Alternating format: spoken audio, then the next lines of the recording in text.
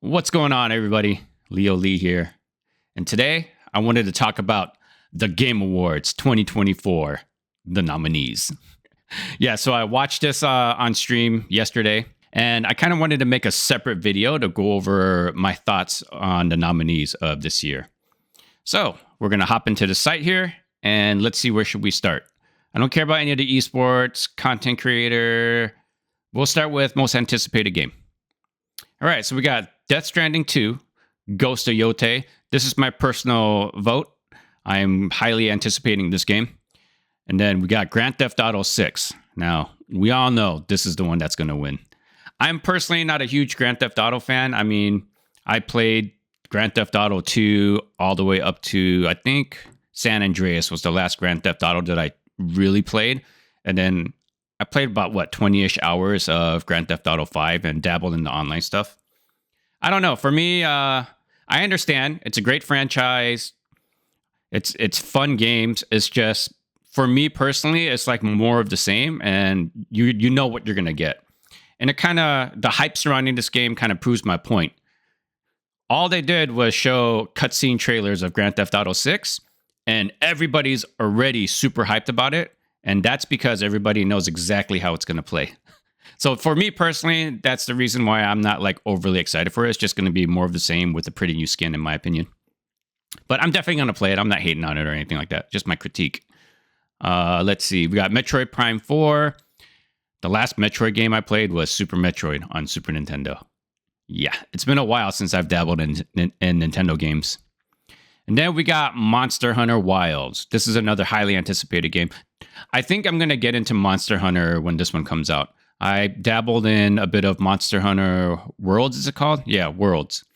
But yeah, this one I'm looking forward to, and I'm excited to try it out. I probably should have played the demo, which I didn't. All right, anyway, let's go to the next one. We got Best Adaptation. Now, I definitely have some opinions about this. When I think about a TV show that's an adaptation of a video game, I kind of envision watching a trailer of the show or an episode and immediately understanding that it's a video game. With this one here, Arcane. Now, I'm not a League of Legends player. I've never played it. I've only seen gameplay of it. I don't know all the character names and all that.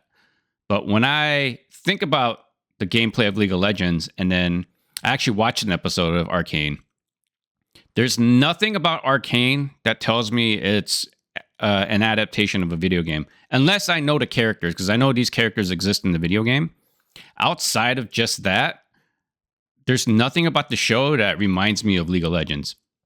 Granted, a game like League of Legends is kind of difficult to try and, create a show off of, because what are you going to do? Do like a top-down quarter perspective for the entire show or something like that? So I don't know. This one's kind of weird for me. I kind of equate this show to being something like, let's say you create a Mortal Kombat show, right? You have some of the main cast in it, but it has nothing to do with the Mortal Kombat tournament. And maybe it's just a side story about, the monks within the universe. They're interacting with the monks. I don't know. That's the kind of the best comparison I could give on why I feel this one's kind of iffy.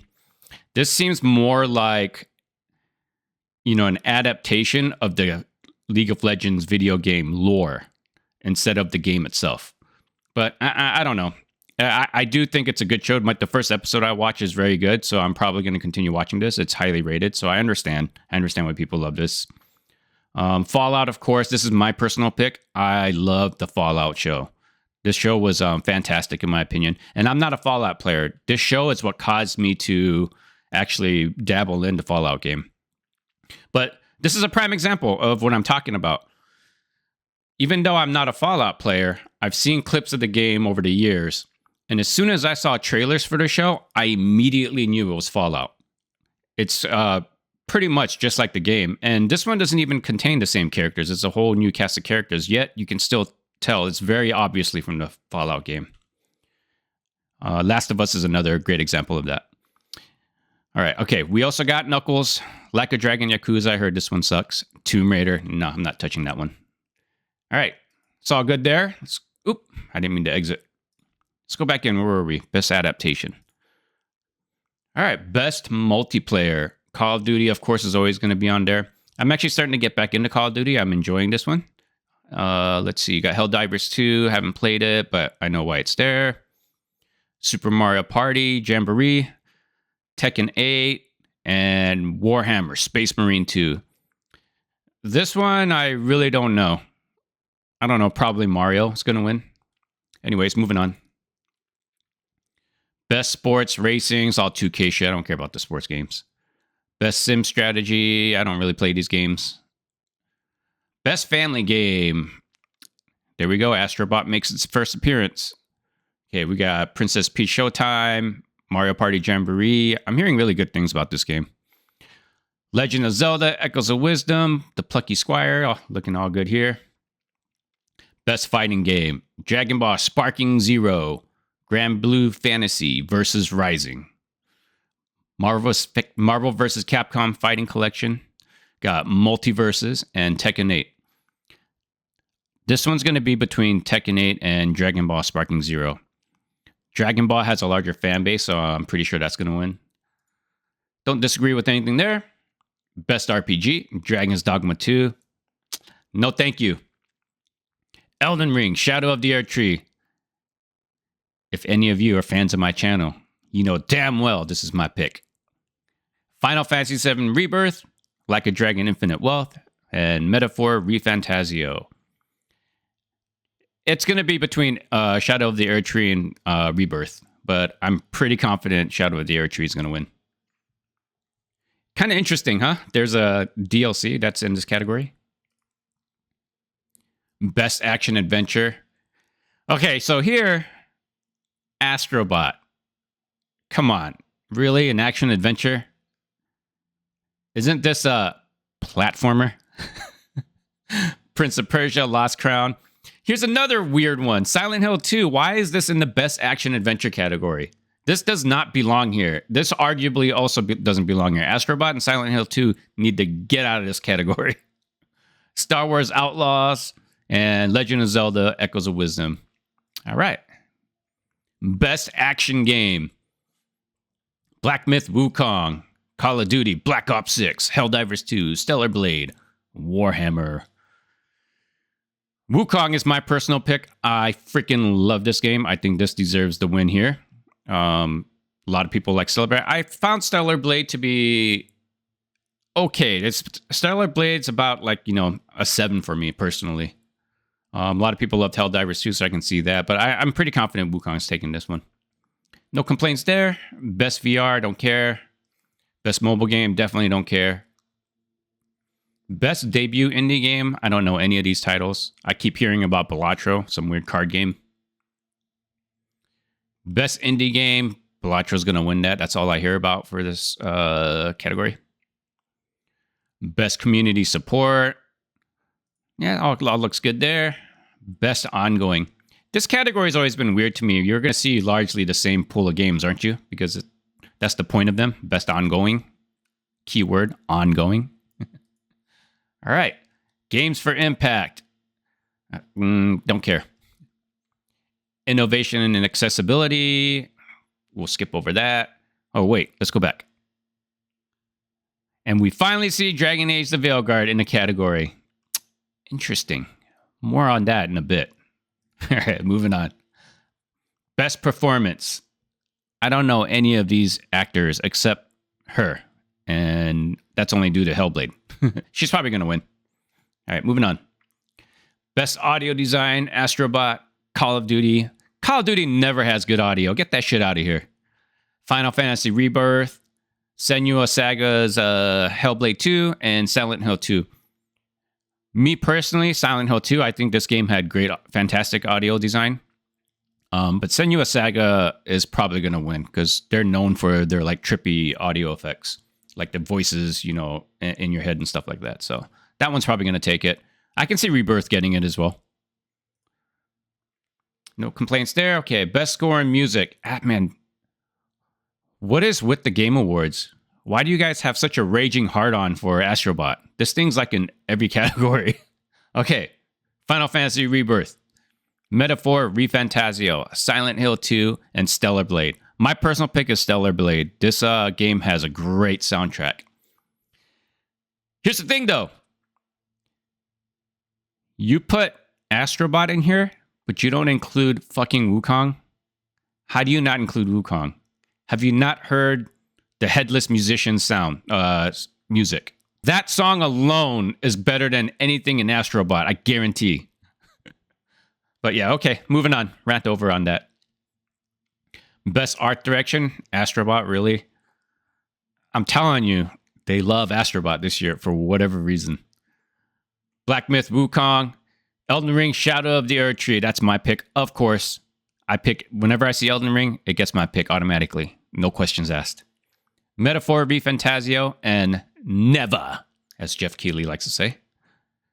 Kind of odd that Dragon Age Veilguard isn't here. In fact, it's odd that Dragon Age Veilguard isn't in the soundtrack either, because that also has a good soundtrack. I mean, it is partly composed by Hans Zimmer, and anything that he does should always be nominated in the music category. Personal opinion. Best narrative. Got Final Fantasy Rebirth, Like a Dragon, Metaphor, ReFantazio, Hellblade 2, and Silent Hill 2. I'm probably going to give this one to Rebirth. I do like Silent Hill 2. I haven't finished this game yet, but so far I'm really liking the story in this one. But yeah, no real complaints here. Best game direction, Astrobot again. Balatro, a card game. I still tripping over Balatro being in these categories. Maybe I need to play it. I don't know. Am I missing something? Just a card game that's also a mobile game as well? Whatever. Okay. Black Myth Wukong, Elden Ring Shadow of the Earth Tree, Final Fantasy VII Rebirth, and Metaphor ReFantazio. This goes to Elden Ring. 100%. The big one. Game of the year. All right. So here is where most of my rant's going to be geared towards. We got Astrobot, Balatro, Black Myth Wukong, Elden Ring Shadow of the Earth Tree, Final Fantasy VII Rebirth, and Metaphor ReFantazio. Okay. I have some thoughts. First of all, DLCs. As much as I love Elden Ring, and as much as I love Shadow of the Earth Tree, I disagree with allowing DLCs into Game of the Year, into the Game of the Year list of nominees. Granted, Shadow of the Earth Tree was pretty much a game within itself. It was, about 40 hours, 50 hours? I dumped a lot more into that, but it's a sizable DLC. It could be a standalone game. But the fact remains, it isn't a standalone game, and it is a DLC. And when you include things like DLCs into Game of the Year, you're taking this spot away from another completely independent game. Like if you didn't nominate Shadow of the Earth Tree, a game like Stellar Blade could have been in here. Or a game like Dragon Age, the Veilguard. So the other thing I don't agree with including is Balatro. I know I sound like a hater. I'm truly not. Look, there's already a category for best indie game. This is through and through an indie game. It just does not belong in this category. I don't think indie games should ever be nominated for Game of the Year, as well as DLCs. Remakes, we can make an argument for remakes. Stuff like the Final Fantasy VII series of remakes. These, I believe, do deserve a chance to be nominated for Game of the Year because it is drastically different from the original Final Fantasy VII. Now, if you're talking about like the Last of Us remake, that doesn't belong in there because it's pretty much the same game with the new coat of with the fresh coat of paint. Whereas Final Fantasy VII remake is just completely different, right? Built from the ground up, doesn't look anything like the original game, plays different. In fact, even the narrative's different. Foundationally, it's the same narrative, but they've greatly expanded upon it and they've changed things around. They've added a lot of story to it. So in that situation, I do believe a remake deserves a nomination. Remasters definitely don't. But yeah, this indie thing, when you include an indie game into the Game of the Year list is kind of like including a TV show into the Oscars. It just doesn't belong. Even though a TV show can 100% be much more entertaining than a movie or even better acted. I just feel like keep this in its own category. You already have an indie category. If you want to do an indie game of the year, that's understandable. You can do DLC of the year as well, and toss things like Shadow of the Erdtree in there. What these two games have done is they've robbed spots from games like The Veilguard and Stellar Blade. But that's just my personal opinion on that. Now, I do want to talk about the suspicious absence of Dragon Age The Veilguard. This game has caused a lot of controversy this year. I am of the opinion that it deserved more nominations, especially for a soundtrack, and I totally think it should have been in Game of the Year. I mean, you're including a DLC rather than including a game like Dragon Age. That's just odd to me. Here's what I think. I think The Veilguard was purposely excluded because they didn't want such a controversial game in their nominations this year. And this is highly reminiscent of the suspicious absence of Hogwarts Legacy. What was that, in 2022? I forgot what year, but whatever year that game came out, that was also missing from the list of nominations. So I got something to say to all you supporters and haters. And I'm only going to use these labels because that's what you call each other. So now the woke crowd had their win in having Hogwarts excluded in the year that game came out. But this year, the grifters have won because now the Veilguard's missing. Both of your sides got what you wanted. Two games that deserve nominations didn't get nominated. That's my personal opinion. Love or hate the Veilguard, a card game being nominated over it, I don't agree with that. A DLC being nominated over it, I don't agree with that.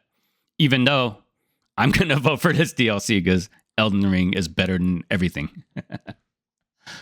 But yeah, anyways, that's pretty much all I wanted to talk about. I just wanted to go over like some of the nominations and speak my mind on some of the odd choices in this year's Game Awards.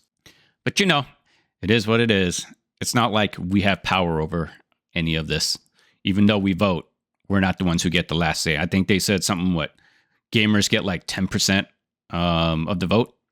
And it's mainly just voted on by like a group of game journalists and whoever Jeff Knightley wanted to appoint to the judging team. Anywho, that's going to do it for me, folks. Please don't forget to like and subscribe. I appreciate it. Till next time, take care of yourselves. Bye-bye.